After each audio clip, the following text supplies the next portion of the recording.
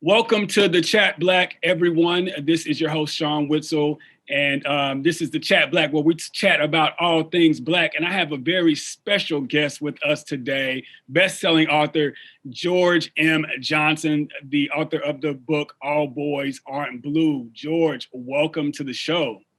Yes, thank you for having me on.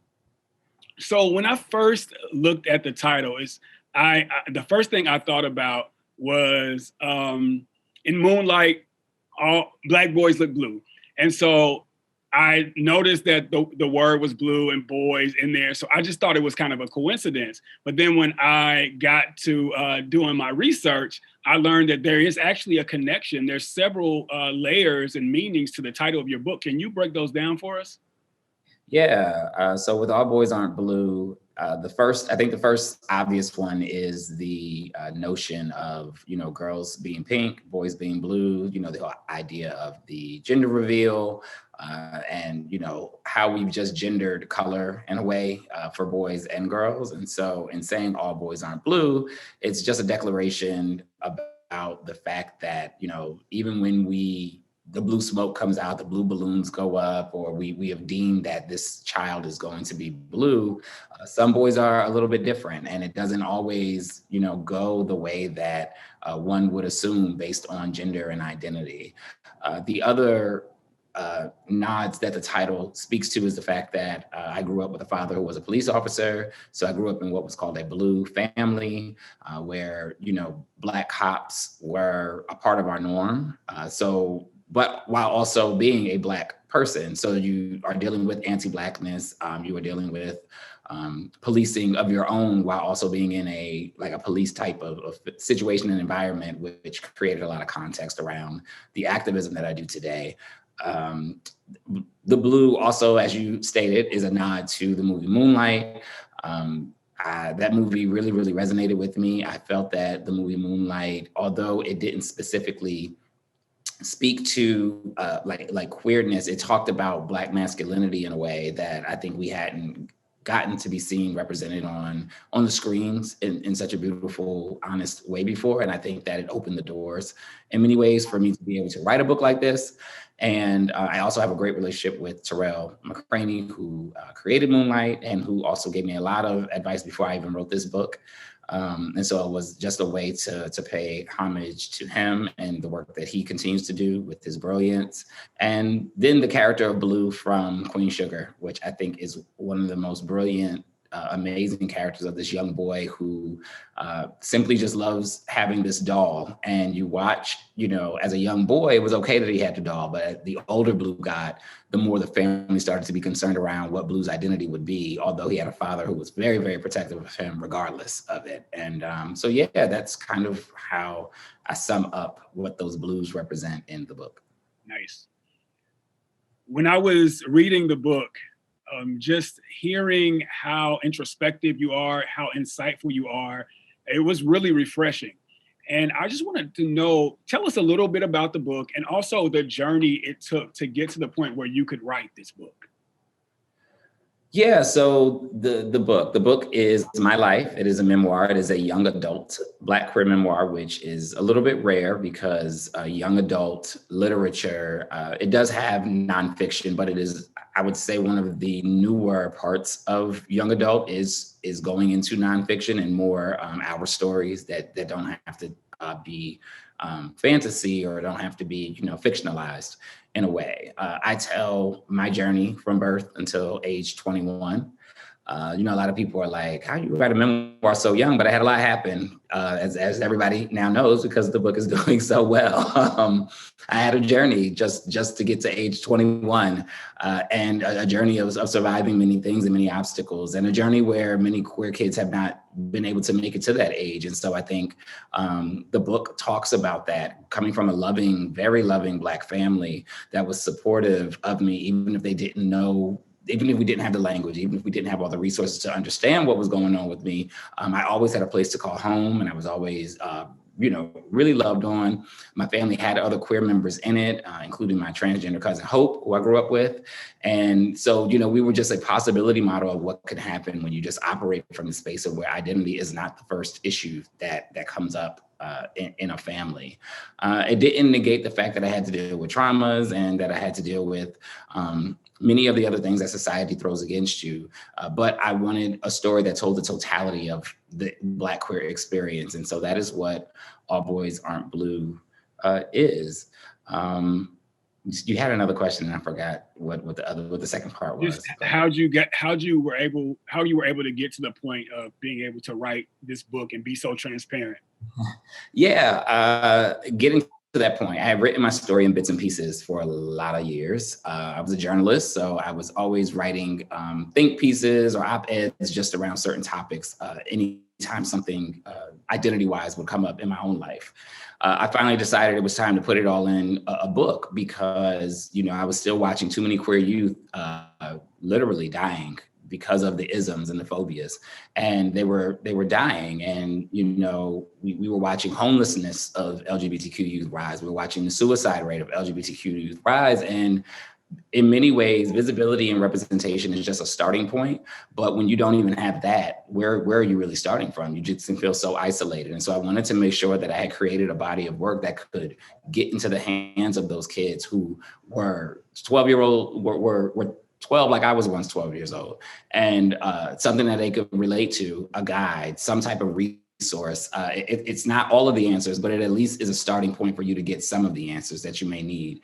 And so the journey to being so transparent was one that was tough because it pushed me way past many of my boundaries.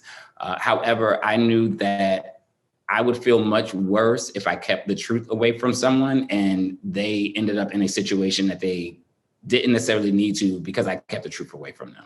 And so that was the decision in being as transparent and vulnerable, was because I could get over dealing with all of the people knowing my business. I couldn't get over the fact that if I kept some of my business to myself, the potential damage that could be done to other children simply because I didn't put it out there. And so that was the decision in telling the total story of my journey. Nice. One thing that I really loved about hearing your story is just how affirming your family was and are. And that's amazing because everyone doesn't have that. And particularly your grandmother, who I want to talk about in a bit. But going back to your transparency, you detail your first sexual encounters in the book. How was that for your family reading that? It was tough, I warned them that some of the stuff was stuff they didn't know about. I think the one chapter, is called Losing Your Virginity Twice. So it was very clear what that chapter was going to be about. But it wasn't as clear what the chapter detailing the sexual assault that happened in high school was about. The sexual abuse between my cousin and myself, those things weren't necessarily things that I had talked about publicly ever. And so it was tough, because, sometimes your family feels like they may have missed something or they should have protected you from something. I think the way for me and us, to deal with it is, the story doesn't happen if it didn't happen. And so it was necessary, as hard as it was to have to go through all of those things, it was necessary for me to be here to be able to tell it and to be able to prevent it in others and to be able to allow others to heal from their own traumas that they also may have dealt with that were similar to mine. And so I think at the end of the day, my family is still, we're good. Like my dad has read the book, my mom's read, it's all good, I don't have any regrets with the way that my life turned out and the obstacles that happened in my life. And yeah, my family is cool with it and very proud. And we're very proud to be the possibility model for other families to see, even till today, because my family is still very supportive and active in my life. And I was late to this because I was on the phone with my mother. So, yeah. Nice. One thing that in my life, I love both of my late grandmothers. They were my heart. And so I loved hearing the stories between you and your grandmother, Nanny. So I'd love to hear you just share a little bit about her and how she impacted your life. Yeah, my grandmother Nanny, she was the matriarch of our family, which is interesting because she was not the oldest woman in the family. So she just kind of took that position because she wanted it and felt she was the best to lead. And, a very loving woman from the South, from Spartanburg, South Carolina, the baby of 10 children. The baby of 10 children, moved our family up to Jersey, or moved up to Jersey when she was young, started her family at the age of 16, never finished high school, but, went and got training in nursing and just led a life of so many things, whether it was leading in the church or leading in the community. She just was this very domineering woman. And to us, though, she was just simply Nanny. And she was just that Black grandmother that was always present in our lives. She was always there with the wisdom. She was always there with the family vacation. She always made sure we went on a family vacation every year because she always said that Black kids oftentimes get trapped in the cities that they grow up in because just because of how money is and the world is, we sometimes never get to escape the reality that we live in. And she just was very adamant about us, even as Black kids, being able to travel, even if it was just the United States, to see other places outside of where we grew up and to see other places outside of home. Very, very, like I said, just one of those minds that always had money for a rainy day, always had the right thing to say when you needed to hear it, always was there to cook and support and do all of those things. And like I said, I think the biggest thing I've learned from her is community. Community and family comes first. And so that's why I love doing what I do when I'm able to help community, when I'm able to do charitable things, because that's all she was about. She loved being able to help people and loved being able to change the lives of someone, especially young people. Someone who's raised 24 foster kids for the state of New Jersey. I mean, she just had a love of changing the trajectory of people's lives. And she knew that sometimes all it took was just one conversation or one thing that you could do to somebody that could literally change the trajectory of their life. And so I always take that into everything I do. Even on days when I'm tired, even on days when I'm stressed, I know that simply just acknowledging that someone said, your book changed my life, and me just acknowledging that could change their life. And so I still find ways to do it and to acknowledge people because you just never know what one little thing can do to save someone. And so, yeah, that's one of those big things that I've learned from her. Nice. Speaking of Nanny, you have the great Jenifer Lewis playing Nanny in a film version, a short film version, which is it's going to be a reading yes. of a script based off of 3 chapters of your book. Yes. What 3 chapters are they? Chapter 1, chapter 7, and chapter 14. Those numbers are very special to me. So for personal reasons. I know about chapter 7. I know 7 is a special number for you. 7 is a special number. Yeah. But yeah, chapter 1 is Smile, which is the one that talks about us getting jumped when I was 5 years old. It talks about my first trauma I can remember. Chapter 7 is the chapter about Nanny and our relationship. Chapter 14 is the chapter about the fraternity, which I think is great because we chose 3 chapters from 3 different periods of my life. And I think it's full spectrum of the character. And so, we have, as you said, Jenifer Lewis voicing my grandmother, Dyllon Burnside doing chapter 1, Bernard David Jones doing chapter 7, and Tommy Hobson doing chapter 14. And I'm really, really excited for everyone to see it because they all did an amazing job. And I think it's just something different and cool. And it gives people who possibly can't afford the book, access to the work still, and access to the healing, and access to the words. So I'm really, really excited about it. And that's going to be Monday, February 8th at 8 p.m. Eastern Time. Where can folks find tickets? Well, we have tickets. The tickets realistically are just so that you'll get the reminders. It's free to everyone. We are very community first. And so, again, like, you put a book out there to sell it to make money. However, I know it's important that people still get the words and people still get the text. And so I'm very excited that we're able to do it digitally, where people can access it simply through YouTube. It will also be simulcast on GLAD websites, on the Grio.com's websites, as well as theroot.com. They are our partners. We're very, very grateful to have. And it's great because, two Black websites, a queer website. So again, the totality of the story being shared by major platforms, as well as on Inhale Entertainment's YouTube, which is the main hub for the dramatic reading. And so, yeah, digitally released on Monday, 8:00 Eastern. Nice, nice. So I saw recently that you posted that you wanted to redo your adolescence. What does that mean to you? What does that look like? Yeah, it's funny. I was glad to write that story. It took a long time to write that story.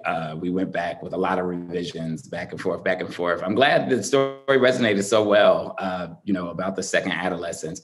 I go back and forth. I think what I'm trying to say is, more importantly now than ever, that queer kids deserve an adolescence. Black kids deserve an adolescence, and Black queer kids specifically deserve an adolescence, right? And, being Black, a lot of times we have our adolescence stolen already because we live in an anti-Black society. When you add queerness into that mix for a person, and they are Black and queer, you are talking about just multiple systems where a childhood for many of them is just not going to happen. Like, they are literally braving adult type things as children from all of the isms and all of the phobias. And so when I wrote the story, it was really not to say that I want to redo mine, because if I had the adolescence of my dreams, this book probably would have never happened. So I'm good, with everything. I deserve a do-over, but I'm good that I'm good with everything. However, I think the ultimate point that I was trying to make is that Black kids, specifically Black queer kids, deserve a chance to have an adolescence, the same as their peers. One where, they are not aged up, where they are not in a school to prison system, where there is no homophobia, where there is no transphobia, where they are not being villainized and kicked out of their homes, and just all of those things. And so I think that was the main goal of the story, was to recognize that it is time to give Black kids a chance at adolescence. Indeed, indeed. Before we go, tell us about your upcoming book, We Are Not Broken. Yes, so I have another book coming out September 7th. It's another memoir, We Are Not Broken. This time around, though, it will talk specifically about Black boyhood, growing up as a Black boy with my younger brother and my two cousins, my grandmother Nanny raising us as a unit of four, the relationships that we got to have with her. This book will also expand a lot more on her story, her life. The teachings and the wisdoms that she gave us are all throughout this book. So this book is a little bit more, I'll say it's a little bit more universal than All Boys Aren't Blue, simply because All Boys Aren't Blue is specifically focused on me. This story, I think it focused on a lot of the Black family dynamic. And I think it's just a beautiful tribute to Black women, Black matriarchs, Black grandmotherhood, and Black boy joy, as many would say, and, the navigating of systems and all of those things. I think everything you got in All Boys Aren't Blue, plus even more of everybody's favorite character, my grandmother. Nice, nice. Well, I want to just say thank you for your time today. I really appreciate it. I was really moved by your book. I'm looking forward to the dramatic reading and just more work from you in the future. Thank you to everyone for tuning in, and please catch All Boys Aren't Blue on February 8th at 8 p.m. Eastern Standard Time. Yes. Everybody have a good one.